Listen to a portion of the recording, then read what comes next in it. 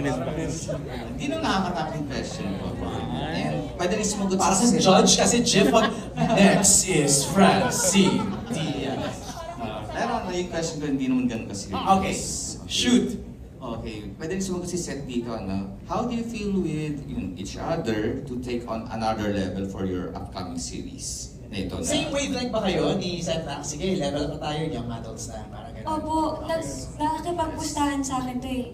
Sabi niya, hindi, ayusin natin to. Dapat pag umakting ka, matatakot ako sa iyo ha. Para gagalingan din daw niya. So parang nasa isip ko na rin yun na kada magte-taping kami, shocks, kailangan namin i-challenge yung isa't isa. Kasi sobrang challenging na ng role.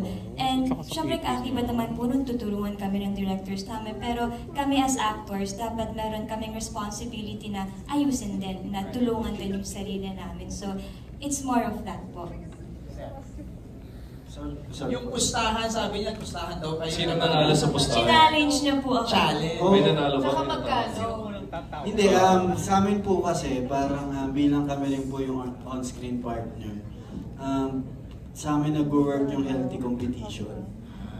Kumbaga nagre-react kami sa bawat, sa isa't isa. Nakakatulong po yun na minsan pinag-uusapan na namin yung mga ibang eksena, ibang scenes. Tapos minsan kagulatan, may point din na kagulatan pag nag-conta set na, pag nag-roll na yung camera, pag nag-action na, minsan kagulatan sa bawat linya, bawat emosyon. So, yun po yung para sa amin na pinaka-healthy na nagagawa at pundasyon namin. Of course, yung Direct FM, alam ni Direct FM yan. Yung mga sinasabi ko sa kanya, napaka-open ko, mga weakness ko, sinasabi ko talaga kay Direct na Direct, ito ako, ito. Totoo ba yan? Totoo, yun naman. sobra po. Jeff, okay ka doon? Thank you. Huwag ka na lumayo. Tingin ka lang na sa paligid. Lahat yan dumaan sa love team. Alam nila kung paano yung pag-challenge. Asan pa yung mga supporters?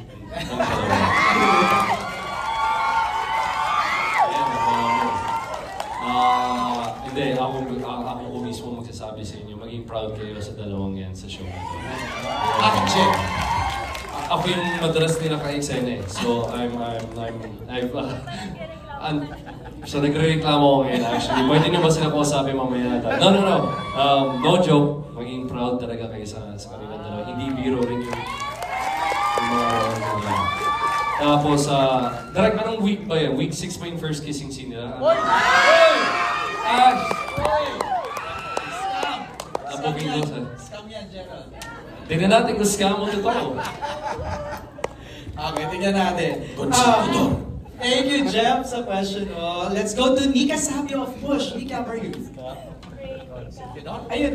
Kasi pwede rin sumagot si General kasi nakatabaw kanila kasi Dirty Linnell. So, siguro, syempre, in the 2 to 3 years, mas nag-mature na kayo. Ano yung on and off-screen relationship nyo? Maalaman kung anong labels niyan. So, how do you think nakakatulong yung on-screen and off-screen relationship ninyo para maitawid itong sabi nyo nga, mas mature ng pagganap nyo dito sa Sins of the Father? Una po kasi sa love team, babae at lalaki. Magkaiba po ang direksyon nun sa karera ng showbiz. Magkaiba po ang kayang gawin kayang ibahagi. Halimbawa sa mga endorsement, magkaiba kami. Pero nag-uusap kami na sa pag-arte, kailangan hilahan tayo pataas. Kailangan, kung magaling ka, gagalingan ko din. Kung magaling ako, dapat mas magaling ka. Yun ang lagi pong mindset namin. And hindi namin pinapabayaan yung isa't isa. Lagi kami nag-uusap. Lagi kami nagtatanong sa mga direktor. Lagi kami kung anong dapat idagdag. Dati hindi kami pumupunta sa preview. Pag nagpapa-preview. Pero ngayon, sumisilip talaga kami. Pumupunta pagkakat ni Direk, sumisilip talaga kami. Tara, puntahan natin. Para kung ano man yung sabihin ni Direk, yun nga yung nakakatawa dahil nakikita rin namin yung kamalian namin at yung kakulangan dun sa scene. Yun ang isang malaking TV ni Direk, nakikita namin yung talagang kakulangan dun sa scene. And the malaking TV? Yeah, sobrang, as in parang mga 42 inch lahat din ito. 50, mga gano'n. Parang control center. Malaki siya. Tapos pupuntahan namin doon and makikita na namin dalawa yung kakulangan. Then sasabihin ni Direk sa amin, tapos maintindihan namin si Direk, oo nga.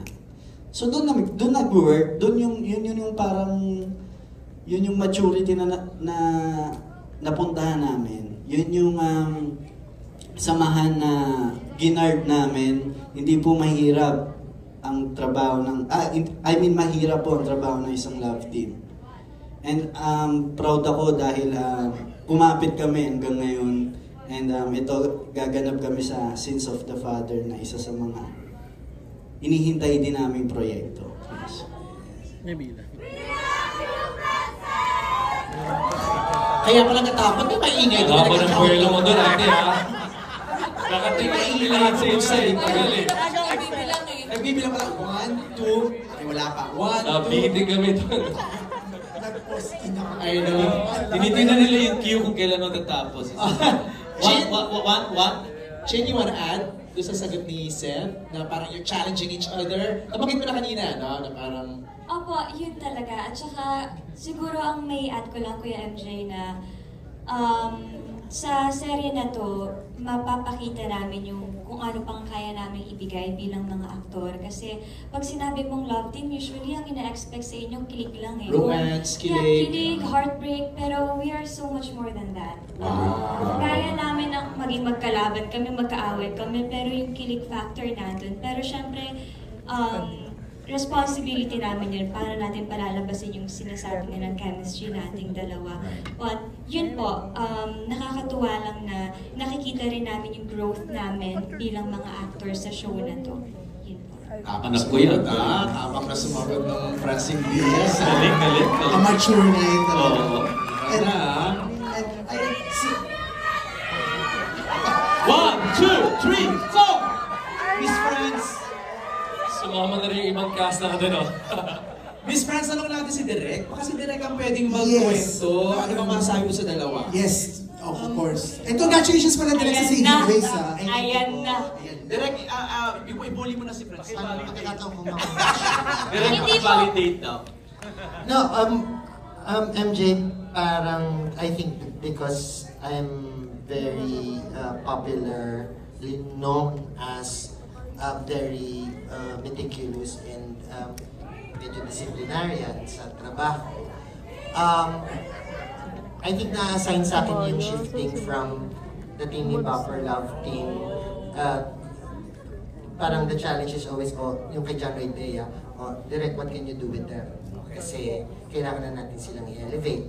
And so we did Maging Sino Ka Man. And then after that, Bea would do The Mistress and John Lloyd would move on a different project. And so when they called me and said, we're giving you Francine and Seth. We need to find a franchise for them, a different one. Kasi kilala na sila dyan, magaling na sila sa ginagawa nila. And so, on working with Francine, kasi si Seth din medyo later pumasok eh. So nauna sa akin si Francine. And what I'm happy most with Francine is keen kasi siya eh. Yung pag may sinabi ka sa kanya, either yung artista matatakot magbago ng sarili niya or risky siya to embrace yung challenge. So, yun. And I try to make it fun for her kasi nung nakita ko na siya, tama nga naman, why do you limit yourself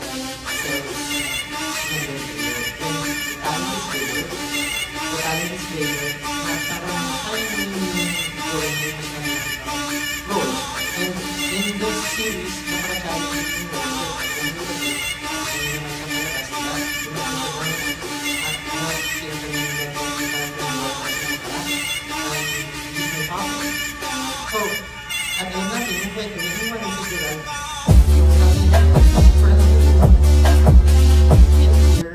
dumarating siya sa mundo nila, silang tatlo yung magkakatunggal eh.